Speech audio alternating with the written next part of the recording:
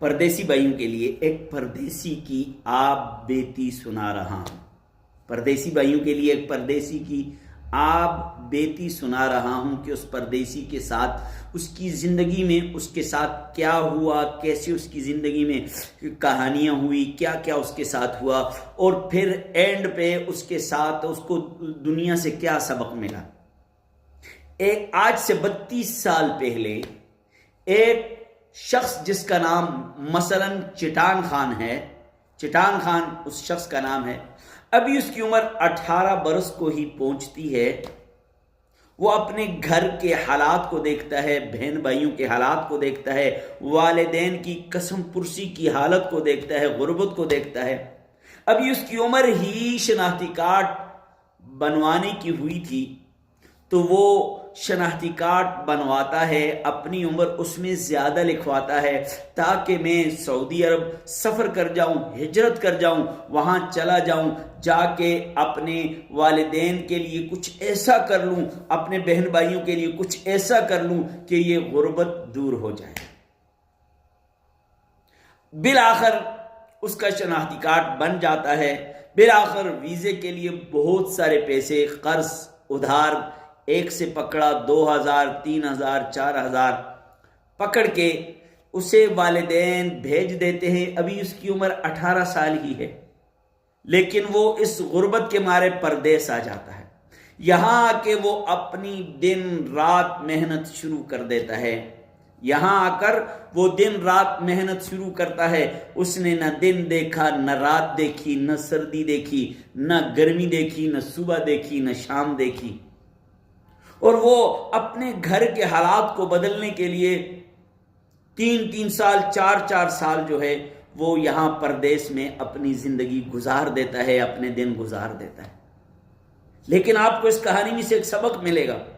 اب وہ یہاں سے پیسے کماتا ہے اور گھر بیچتا ہے، یہاں سے پیسے کماتا ہے، گھر بیچتا ہے، لیکن اس نے جو غلطی کی، اس کی زندگی کی جو بہت بڑی غلطی تھی، اس غلطی کو آپ بھی سنیں اور آپ کہیں ایسا غلطی نہ کریں۔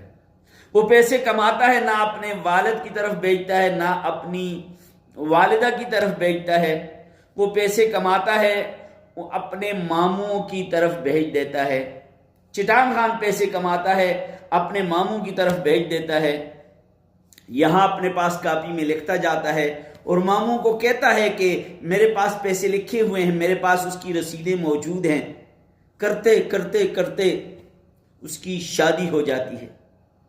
شادی ہونے کے بعد بھی اسے اتنا خیال نہ آیا، اسے اتنی سوچ نہ آئی، اسے اتنی فکر نہ آئی کہ اب تو میں شادی شدہ ہوں، اب میں اپنی بیوی کی طرف پیسے بھیجوں۔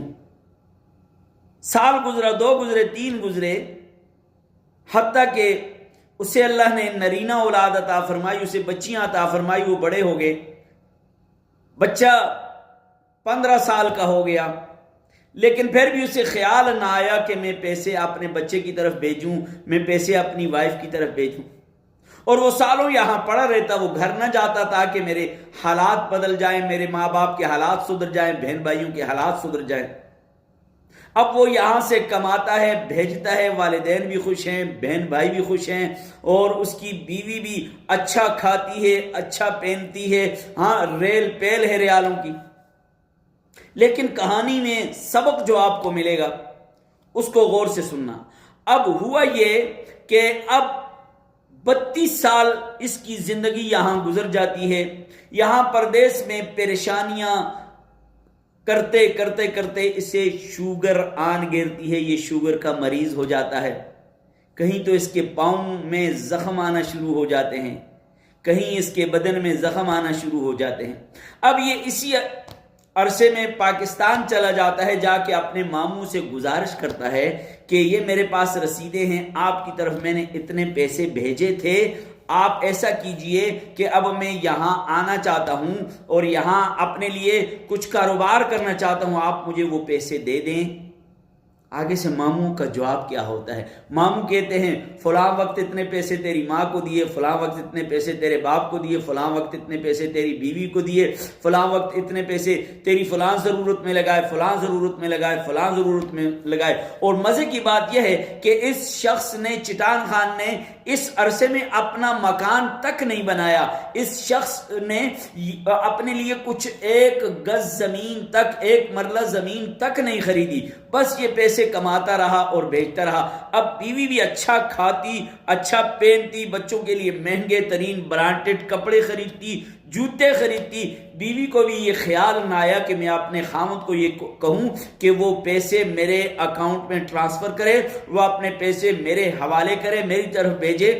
بیوی کو بھی یہ خیال نہ آیا۔ اب یہ بیچارہ وہاں سے گیا، ماموں کو کہا کہ آپ مجھے پیسے دے۔ ماموں نے کہا کہ اتنے پیسے ادھر لگ گئے، کرتے کرتے کرتے 32 سال کی اس کی مزدوری اس کے ماموں نے یعنی کہا کہ ہمارے پاس تو 1,75,000 یا کچھ پیسے ہیں آپ کے۔ اب ماموں کتنے ظالم تھے، ماموں نے کہا کہ چلو جرگہ رکھتے ہیں۔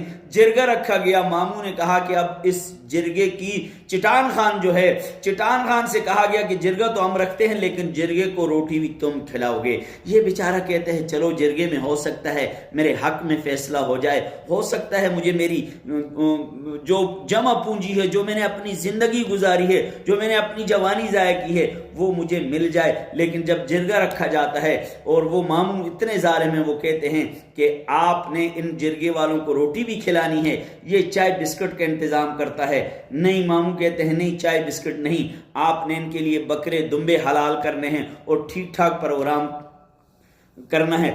آخر جرگہ ہوتا ہے، جرگے والے فیصلہ یہی کر دیتے ہیں کہ آپ کے ماموں نے آپ کو سارے پیسے دے دیے، یہ 1,75,000 آپ کا بچا ہے، اس میں سے 1 لاکھ جرگے کی کھانے کے اوپر لگ جاتا ہے۔ صرف 75,000، 32 سالہ اس کی محنت کیا ملتی ہے؟ 75,000۔ نہ اس کا مکان، نہ اس کے پاس کوئی ایک مرلہ زمین، نہ اس کا بینک بیلنس، اس کے پاس کچھ بھی نہیں رہتا۔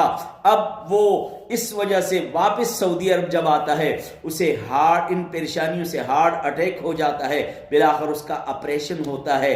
لیکن اب اس کی زندگی اینڈ پہ ہے، اب اسے مختلف بہت سارے امراض لگ جاتے ہیں۔ اسے اس کے کفیل کہتے ہیں کہ آپ پاکستان چلے جاؤ، لیکن اسے اپنی بیوی سے بھی نفرت ہو جاتی ہے، والدین سے بھی نفرت ہو جاتی ہے۔ اگر اس کے والدین چاہتے تو وہ اپنے بیٹے کو سمجھا سکتے تھے، باپ چاہتا تو بیٹے کو سمجھا سکتا تھا، ماں چاہتی بیٹے کو سمجھا سکتی تھی، بیوی چاہتی بیٹے کو سمجھا سکتی تھی، لیکن کسی نے بھی نہ سمجھایا اور ماموں نے اسے لوٹ کھایا۔ بالآخر واپس آیا اور یہاں آنے کے بعد وہ دل کا مریض ہو گیا۔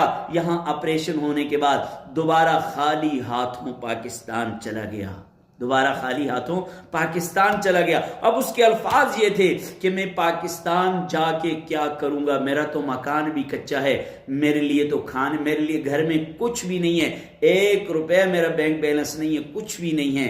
تو اس کہانی سے ہمیں سبق یہ حاصل ہوا، اگر آپ پردیس میں ہو تو آپ پردیس میں ہو، پہلی چیز یہ ذہن میں رکھا کریں کہ 4 سال 5 سال 6 سال زندگی یہاں مت گزاریں۔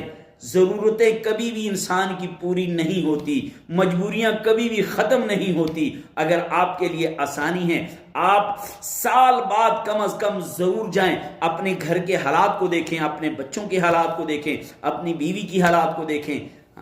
اور اگر سال نہیں تو 2 سالہ جو ایگریمنٹ ہوتے ہیں اس کے بعد لازماً جائیں۔ ایسا مت کریں 3-4 سال آپ یہاں زندگی گزاریں، اور اپنے پیسوں کی بچت کریں، اپنا ذاتی اکاؤنٹ کھول کے اپنے پیسے اس میں رکھیں جو آپ کے مشکل وقت میں آپ کے ضرورت آئیں گے۔ نہیں تو نہ آپ کے بھائیوں نے پیسے بچانے ہیں، نہ آپ کے اور کسی نے پیسے بچانے ہیں۔ اگر اپنے لیے بچانا چاہتے ہیں تو آپ خود ہی اپنے لیے بچا سکتے ہیں۔ امید ہے کہ آپ کو یہ کہانی، دکھ بھری درد بھری کہانی اچھی لگی ہوگی۔ اس کو دوسرے پردیسیوں تک ضرور پہنچائیں۔ السلام